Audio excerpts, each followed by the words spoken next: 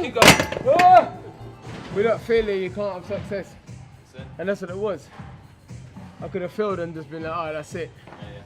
And then I'll be like, I'll work up to it. But I know for sure it's in there.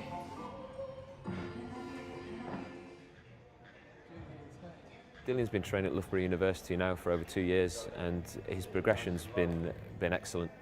And he really has changed as an athlete. I think he's made great strides. This sort of work has real benefit for him, not just in terms of the technique and sort of lowering risk when he does run, but also improving sort of that production of force. And some of the work that we do with the change of direction and starting in that sort of lateral stance and being able to generate that rotation from the feet to initiate movement, we feel that that's got good crossover into some of his boxing work. And speaking with his coach, that's something that we're targeting, is that agility component. If we can accept that force and then generate movement, that's the kind of the premise that we're working on, that we're trying to achieve that.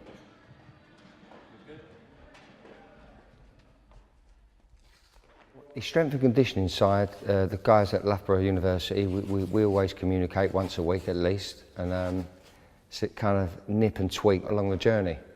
His last fight, we was in a different gym at the time, but we was training like we was, and I was very frustrated because we was facing a former world champion, a big man and a big puncher. I knew what would bother this guy. I knew what would bother him, and it would be angles and stepping off the line.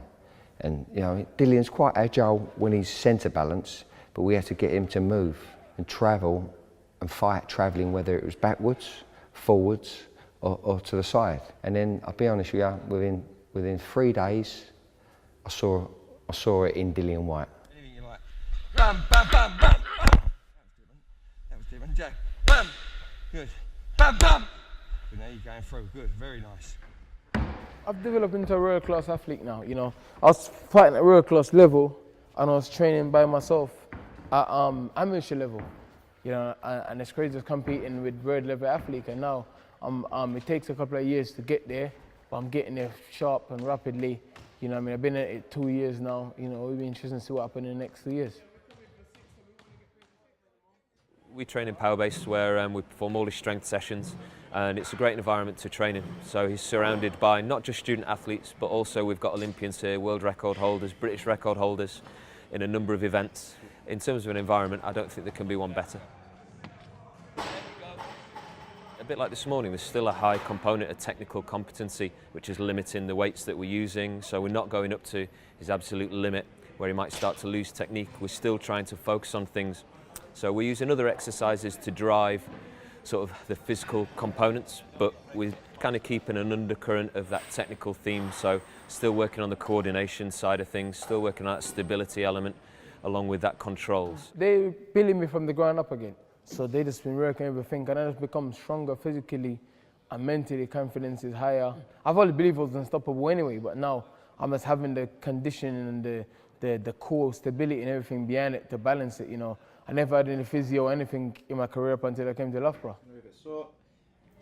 So Dillian's camp is obviously quite intense, preparing him for his fight. So part of the physio side of things is to make sure that it's maintaining everything he has and all the gains he has, but also acting as an injury prevention. So whether it's showing him exercises or making sure his soft tissue is good and that he's moving as well as he can be.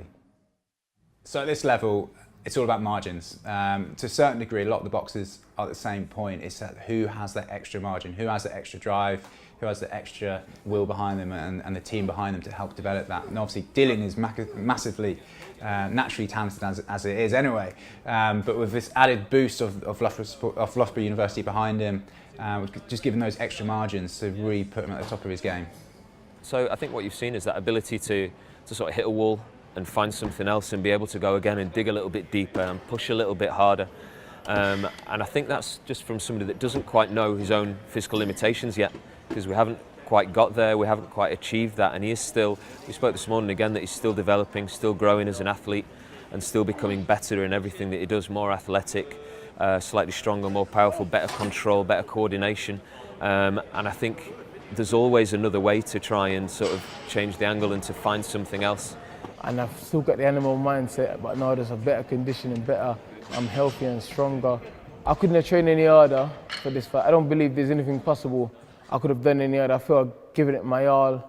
I've pushed myself to beyond my limits, man, you know.